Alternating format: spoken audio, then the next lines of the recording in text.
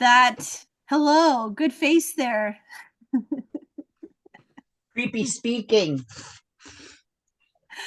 Uh, The only reason I'm wiping my nose a lot is because of the pickle juice. right, well, that That's is the important. best pickles, but we're not being sponsored, which we Oh, should be because they good. they get a lot of our business. This is episode 2, and I have a light board, so we should definitely be getting sponsored. I highly recommend these, even though I don't know how to pronounce it. All right. It's in the disembodied. So I'm Katie. I'm the sister. And I'm Wesley, the brother. And And I'm the Listen, disembodied voice over here. she's the goddess. yes. And What are the you goddess doing? and the disembodied goddess, his name is Avalyn or Avi. Mhm. Yay! And this is episode 2, and I'm so glad that we're making this happen. It's so hard to record, but it's gonna get easier. And the whole point of doing this is to say to other people out there, especially people that are trans, that are dealing with feeling alone, feeling isolated, feeling scared, like we're putting more stories out there, and we're telling our story. I'm cis-ish. I'm like non-binary, but too lazy to be non-binary. I'm like, yeah, I don't care. Not gonna shave my pits. I don't care. Heck no. I am so done shaving. Ugh. I I'm wish I I'm felt the same. Yeah, Abby always has to shave. I'm married to a wonderful man who don't care how hairy I am, so that's great. So are you, baby. I care. I know. I know. So we thought in this episode we would talk about mental health because my poor little brother has had and is having issues with it, and and just how much has that like affected your memories of your childhood? A lot. Like, especially with with schizophrenia and stuff. It's one huge thing that you have to deal with is cognitive functions, and you know. Yeah. And we touched a bit on that last in the last episode about the spiritual psychosis and the seeing demons and angels and all that jazz. Yeah, lately it's been me hearing not voices. The voices are like whispers in my ear when I'm laying down, and Um, hearing people like walk around the bed, walk around the mm. bed, dresser around that side. And I'm also, it's good to put out there that I am not science only must have evidence thing. I do believe that is a spiritual world and other world universes and fairies and aliens and all that fun stuff. And it's just crazy how much you've seen, and I haven't seen Jack Diddley squat. But that's not what we're here for.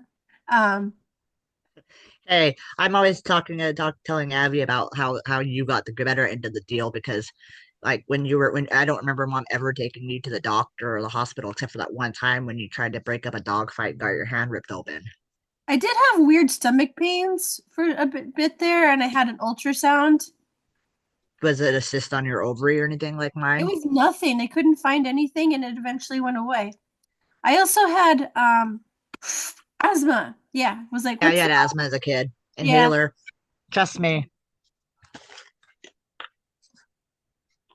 that's Have just some of my stash of I, inhalers. have I ever told you that I feel like we're like, the Arnold Schwarzenegger, Danny DeVito movie Twins? Like, I'm Arnold. Get in the chopper. I It's love like that movie. It's like it feels like that. Like I have like hardly nothing and you have like everything and it sucks. And I wish that I could take some of that from you because it just sucks. I wouldn't wish that on anybody. But then again, I was thinking about family and genetics and stuff a lot because I was reading about genetic disorders a while ago as a fascination thing with my autism and ADHD, that hyperfixation thing. The men in both sides of our family are screwed. I mean, because look at dad. on dad's side, Grandpa John died of congestive heart failure. Mm-hmm. Clyde has had like 10 heart attacks. Cousin Aaron, has had heart attacks in his 30s. And then on mom's side, her dad had a bad heart and had a heart attack and had open heart surgery the same exact day as Uncle Eddie had open heart surgery by the same doctor. And Uncle Eddie's had has had at least 6 heart attacks in the last couple of years. Mm. But with the bad heart that I have, it comes from both sides. Ugh. So can I ask, where have you gotten an autism diagnosis? Like, or have you just realized, oh no, I just definitely do. Uh, hmm. I think I have a pretty firm diagnosis. I mean, my old psychiatrist said you're Hmm. autistic. I wasn't questioning your diagnosis because I'm one of the people that also believes that a self-diagnosis is valid Oh because well, yeah. So it's that's so hard all to get that. me. That's the only way I can get mine. Although I did go through with my with the DSM criteria with my therapist, Mm. and I definitely qualified. But I, in our state, it's getting an adult diagnosis is next to impossible. Hmm. It's like so many people are they take their kids in for evaluation and they're like, wait, isn't that all that stuff normal? Oh, Yeah, I wonder how many autistic people there are in our family. I see traits of it in everybody. I swear. Yeah, it is a spectrum. Even dad, Oh yeah, like his twiddling fingers and his obsessions, and hyperfixations. It was in the way that like I don't know when it shifted over that people thought in order to be autistic you had to be nonverbal and the Rain Man and this superpower of math Yeah, and see, that's why I was never diagnosed. That's how it was when I was a kid. Is that was what autism was. mm-hmm.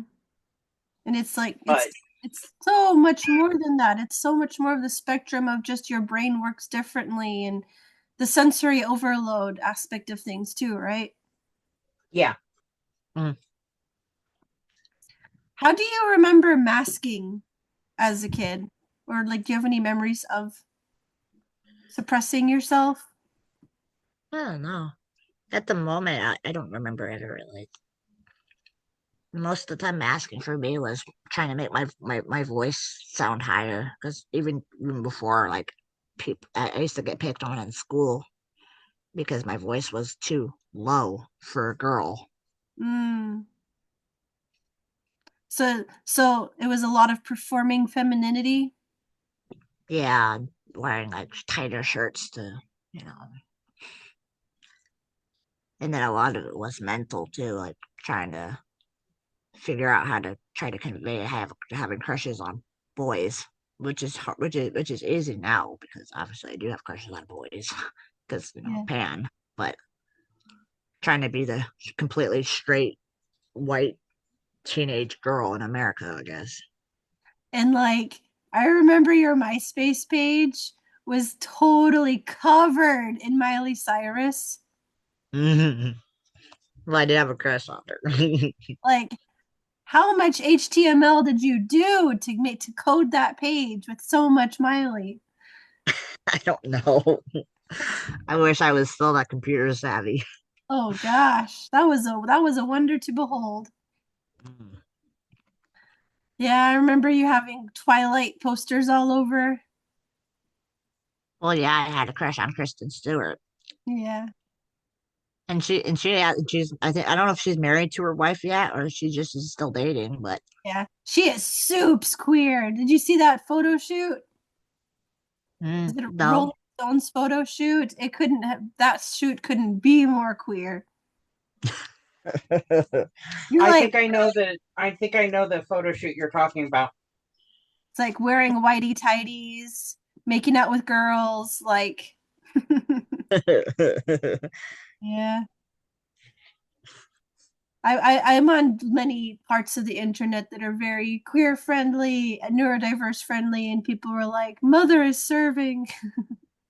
I know it's weird, but like a lot of kids, a lot, not a lot, but like kids from kids I went to school with in middle school that I'm friends with on Facebook now are, married to their wives, their girls, and Mm. I was like,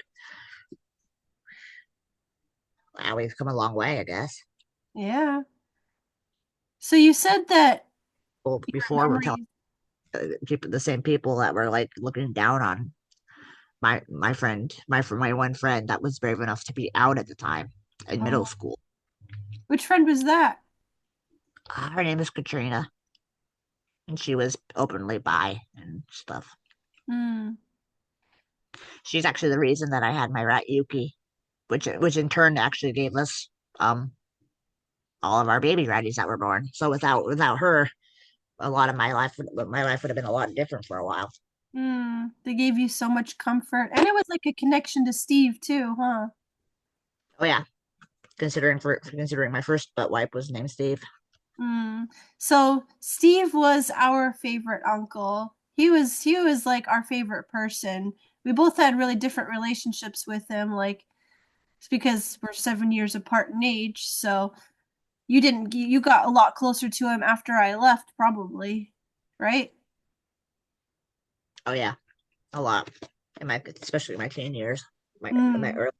Because I left home when you were 12 and I missed out on so much. And I'm just so glad you had that relationship. Like, so to talk a little bit about Steve, that's a good direction to go. Now that we've been Yes. recording for like, I don't know, 10, 15 minutes, a little bit about our Uncle Steve. He was such a generous guy. Like, the second that somebody was like, in some kind of need, you could see his brain just going click, click, click. What can I do to help? He would Yeah, literally, he would literally give you the shirt off his back, he's and that he kind of person that if you and looked at something that he liked, he would be like, "Hey, that's cool," and you'd be like, "You want it?" oh, you want it? I forgot about that. Oh, and he was fiercely devoted to his dogs, and just such a big heart, but also very much an Erskine and loving really dumb jokes. Like my number one joke that I remember of Steve was, okay, let's say it at the same time if you remember. Do you know what I'm talking about? Yeah, Okay, okay. it's One, I can't remember. I can't. oh, I okay, can't. That hill, okay, it's right there. but Okay, so hill. I'll just say it. Oh, did you hear about Garth Brooks? He died. Yeah, yep. Garth Brooks, Garth Brooks died. because that's my dad's answer for everything. What, Garth Brooks? He's like, where should we go for dinner? Garth Brooks. Who's your favorite musician? Garth Brooks. What's the weather outside? Garth Brooks. Yeah, your dad is definitely autistic. Oh, and another thing, That's actually a vocal stim. I used to do that. his My answer for everything was literally chicken. yeah, and another thing is his number. If the answer is anything number related, it's 8250. See, mine's 42. Yeah, but his But is 8250. That is. Oh man. But yeah, he got people so many times with, "Oh, really? No." And And he that's loved one thing I remember about Grandpa and Steve started doing it when it made our heart swell up. Just the way Grandpa would say, "Oh," like "Oh," like I don't oh. know. It's a weird memory, but he would just say "oh" in a certain way, and then as when Steve got older, he obviously didn't live that much longer. But when he was at that towards the end and everything, he started doing the "oh" thing. Oh. I had a really strong memory of grandpa some time ago of feeling like this emotion about how he would start the big Thanksgiving prayer of blessed heavenly father. Like Yeah. that was a sweet thing. I feel like grandpa wouldn't have been a maggot, you know? I feel like he remembered too strongly what fascism, what he was actually fighting about in World War II, and I feel like he would have recognized it. But I'm kind of glad that Steve and Grandpa didn't live to see the world be like this. Oh yeah, me too. Jealous of him in some ways, Steve's but Steve's heart was so pure, like he couldn't even stand the thought of the plot in Les Miserables. Like the thought about somebody being put in prison for stealing bread for their family was like, that's too much for me. I can't handle that. It's not fair. So how was your relationship with him after I left home? Uh, I remember when we'd go as kids and stuff, when we'd go to the grandpa's house every Sunday after church, and I'd always want to ride with Ella, and we'd do the dance because Ella always won, even though she always got stopped at the red lights every time. Nobody could figure out on all the cosmos and universes how she always won getting places when she was always stopped at red lights. And that, but anyway, couldn't Steve, one of my biggest memories of Steve is actually one of the most traumatic parts of my life was when I was in the hospital because I couldn't eat. Nobody believed me that I couldn't swallow. The feeding tube incident that happened with them jamming it, and holding me down and screaming, and then Steve and Ella came to the hospital before they shipped me off to the mental hospital, and I remember just like I was just bawling my eyes out, just crying on Steve, and he was just holding me in the waiting room as I was waiting to be taken to the hospital. But he just held me as I cried for the whole time until they took me away. Wow. And then after that, every single time we went to this house and I let and we were getting ready to leave, I always gave him a hug Wow. as we were leaving. And Because that's like before huge. that, we would always just get high fives. But Yeah, we are not a touchy family. I don't I don't know if I've ever even high-fived any of I don't know if I ever give Tim a high five, like I always give everybody high fives when we get ready to leave. Then we'd be like, "Okay, give high fives." Give. we never gave hugs. We never said I love you. We never Yep. Steve said I love you so many times by saying you want that Yep. or Sometimes it's the actions that say I love you more oh, than the words ever could. oh, absolutely. But it was just like it was too bad that it like I never told him I loved him until I wrote him a letter when he was dying. Yeah. So from that point on, you were able to give hugs like that seal was broken and you were able to do that. That must Yep. have been the most healing cry ever, being able to be held by him like that. I actually, um, another memory I had that just came back just now. Was after his first stroke. This was before he got diagnosed officially with cancer on January 6th of 2011, while his birthday. But like I think it was like in November. That the November before that, we were at Diane's house and he was just saying how he just didn't feel good, like he said he had a cold or something, or flu. We didn't have the flu, and then like I don't know when between November and January, in between that time, he had his first stroke and was rushed to the ER, and me and dad, and mom, and Ella, and everybody were like, in the wait in the room in the ER, because and everybody went out of the room because he was and everybody left the room for a minute to go down for lunch or something, because this is after he was admitted, and he looked at me and I was holding his hand. And he looked at me. He's like, I don't say this ever enough, but I love you, and um he's like, I just want you to know that. Hold on to that. And I was like, I love you. I love you too. And I really wish I could have met Steve. yeah, like he was crying, but it was right after his stroke, and he was like, his words were slurred a little bit, but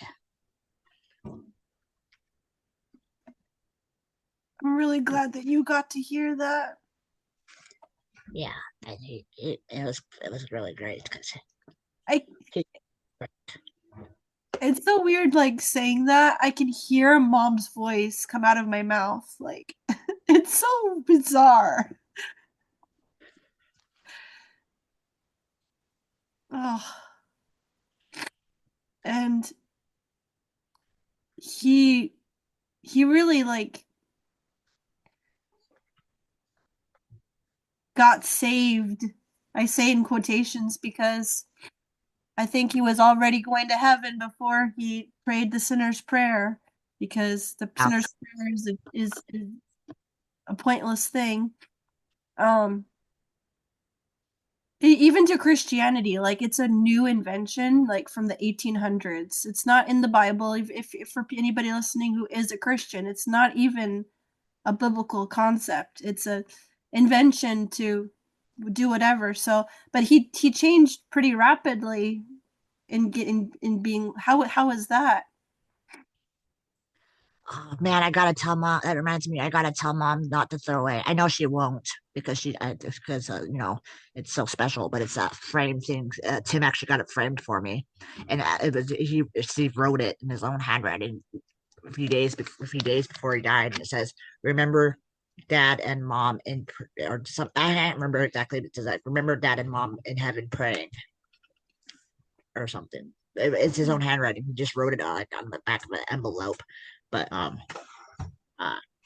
yeah, it's really special. And Tim actually framed it for me. And I think it's still hanging on my wall. I don't think I ever took it down. Oh, they would definitely not throw that away.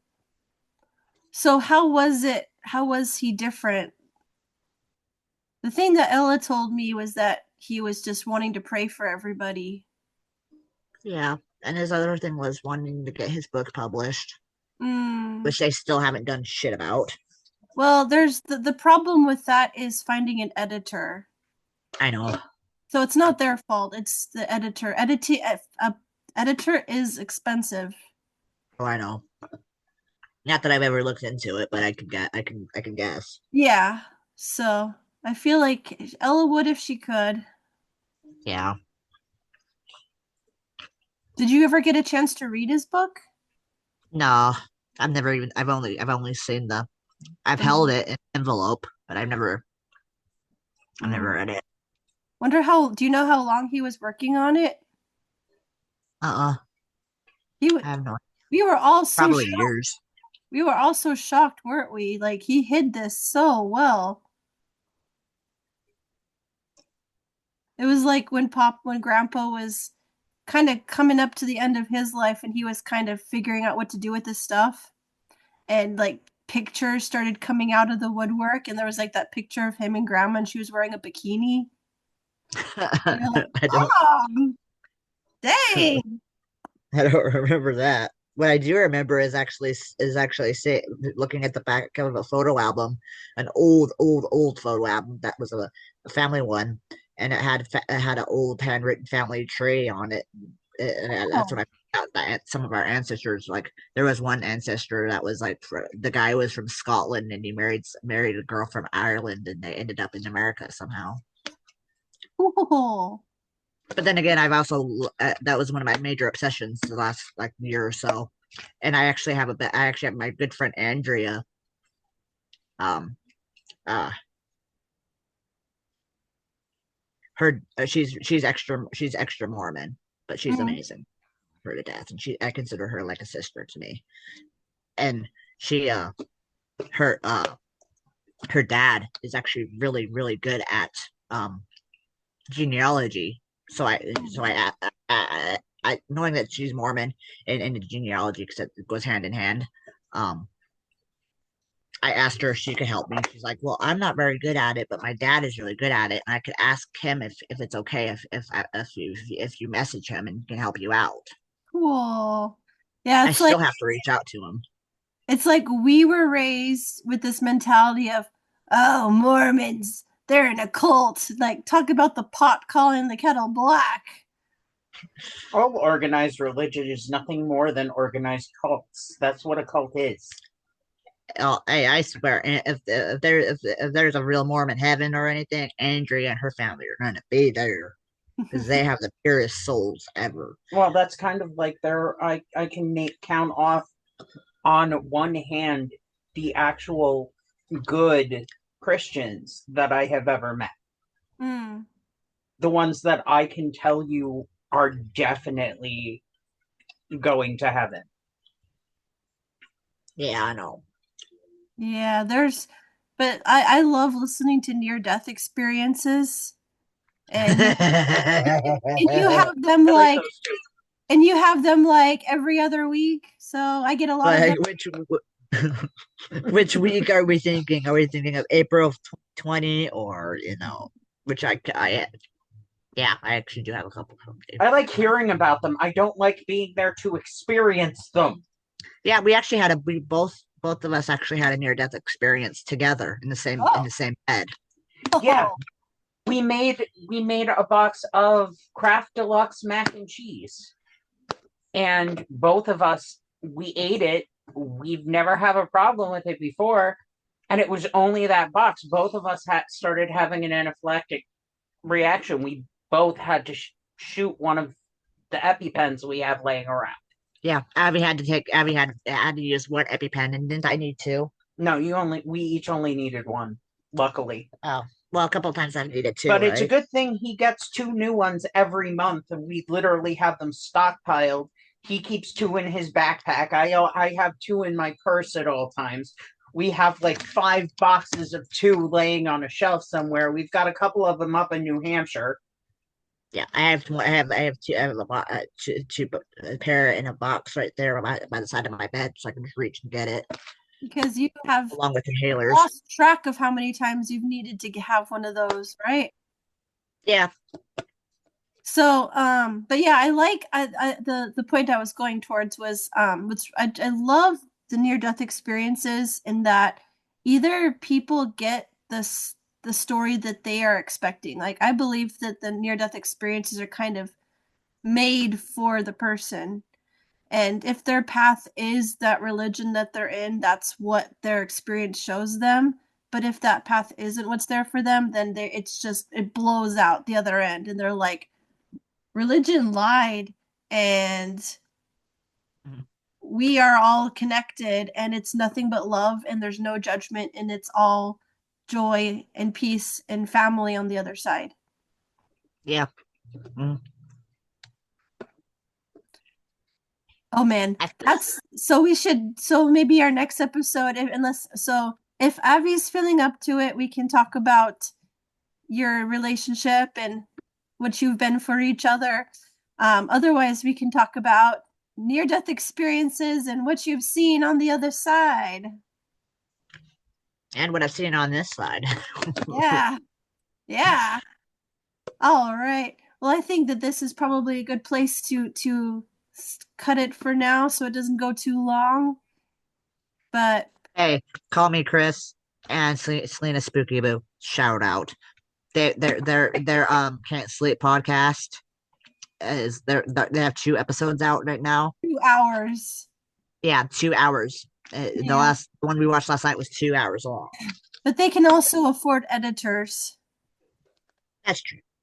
I think they do a lot of their own work too, though, because Yeah. But yes.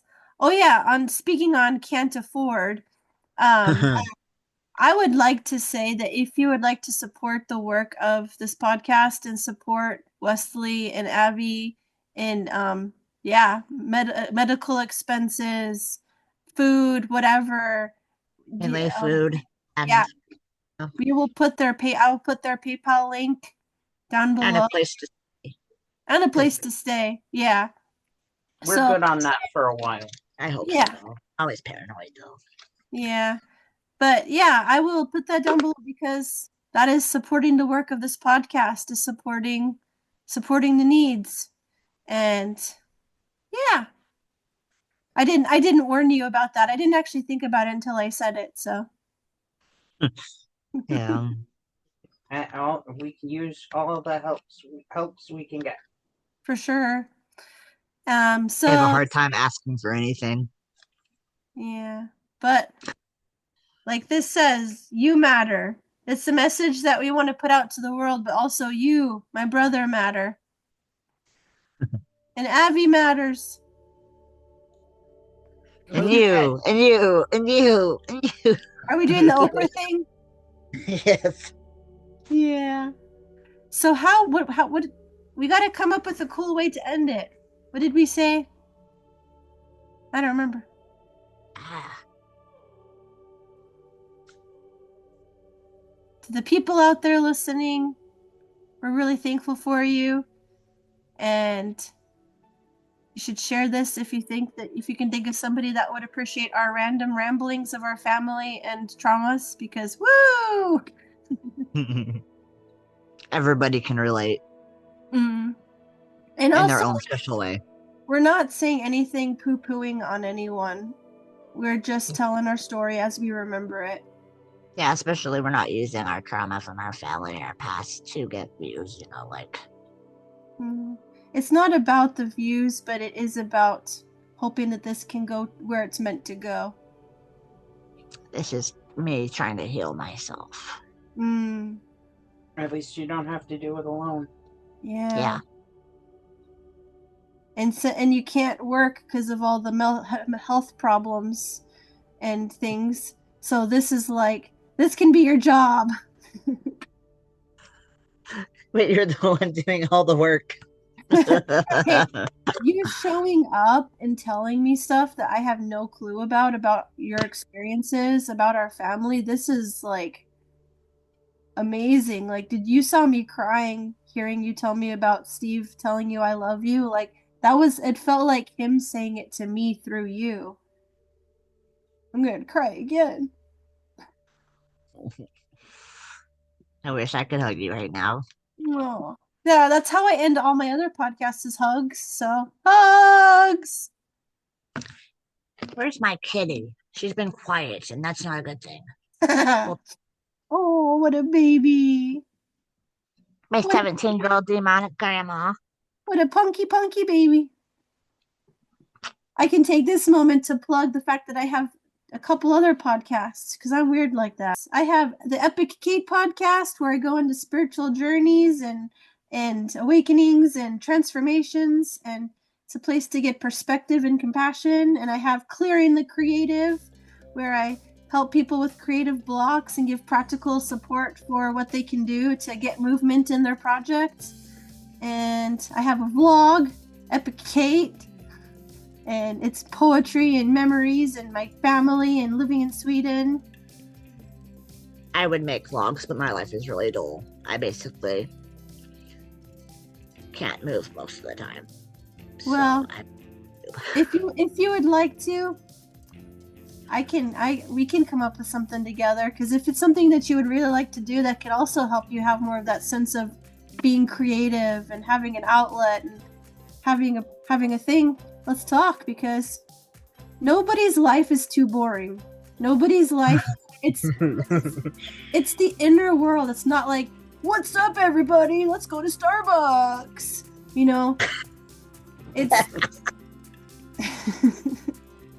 It's not about having the most exciting life. It's about putting your true self out. And there's so many videos out there where a person's literally sitting there talking to the camera for 45 minutes, and I've been enthralled because what they're talking about is so stinking cool. I don't care. That's basically all my YouTube videos that you just described. I listen to a lot of podcasts. Right? So heart starts pounding, and yeah. So don't discount yourself as boring, because to somebody, you're the voice of the person that they want to hang out with. I swear inside my brain is like a roller coaster.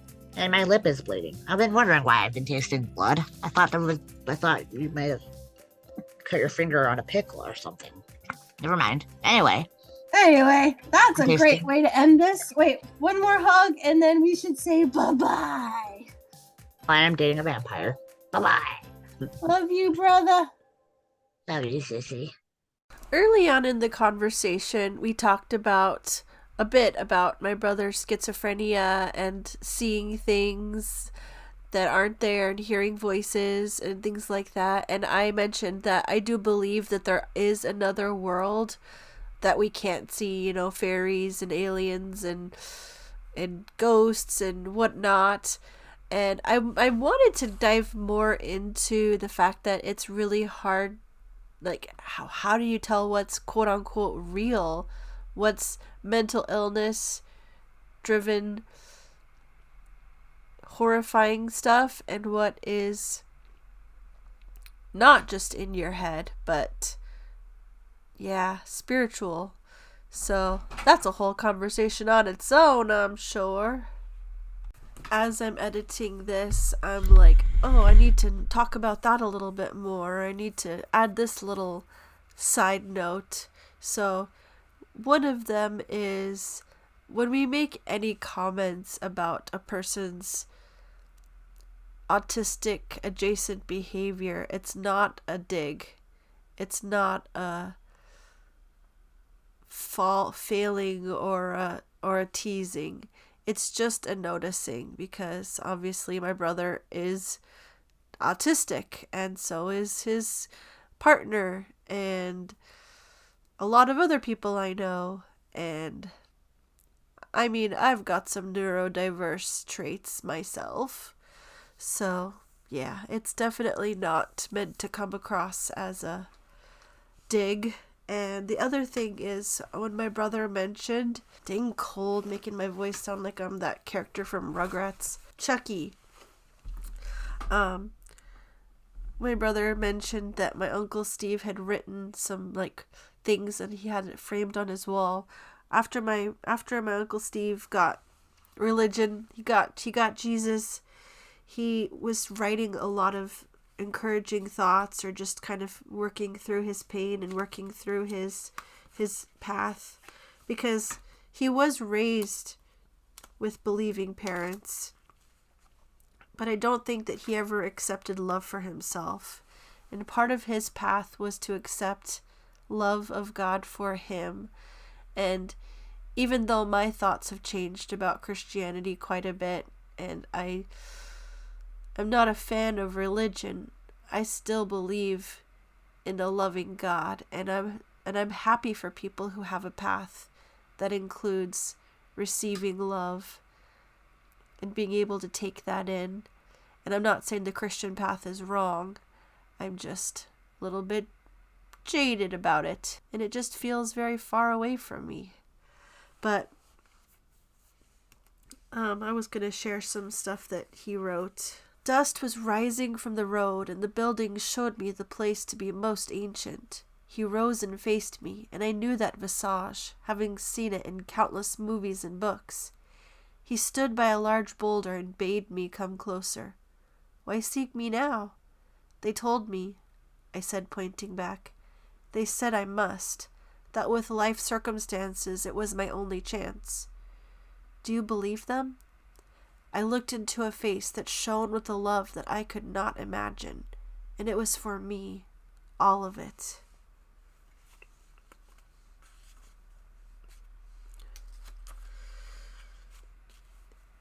And another thing that he wrote was, Dear Lord, I can't get discouraged if I'm to get through this like everyone expects. Please, Lord, strengthen out my pen and clarify my words and thoughts and vision. Let me understand what you are trying to teach me. And the last little thing that I'll share of that he wrote was, Thank you, God, for being the light that wipes out the ugly dark. And a kind of cool little detail is I'm looking through this book that I made. It's a junk journal, so I made it myself out of twine and paper and tape and cardboard. And I would take this with me on the road. And when I traveled in France, I had a friend translate all these little phrases, and I would share it with hosts, and I would read it in French to them. So, like, the last phrase that I read in French, it's Merci Dieu d'être la lumière qui anéantit l'obscurité menaçante. I'm probably butchering that pronunciation because it's been a long time now, but I thought that was a little fun detail. Thank you so much for listening to A Brother and a Sister podcast. You can find all the links mentioned in the description. And yes, if you can, support my brother and his partner. It would be really wonderful. And yeah, I'm really happy to connect, leave comments. My brother and I will both be responding to comments as we get them. I know it really means a lot to him to be able to do this project with me, to do something that can make a difference. And so we definitely welcome comments. share this with somebody that you think would find it meaningful. And just remember, you matter. And look out for the next awesome episode.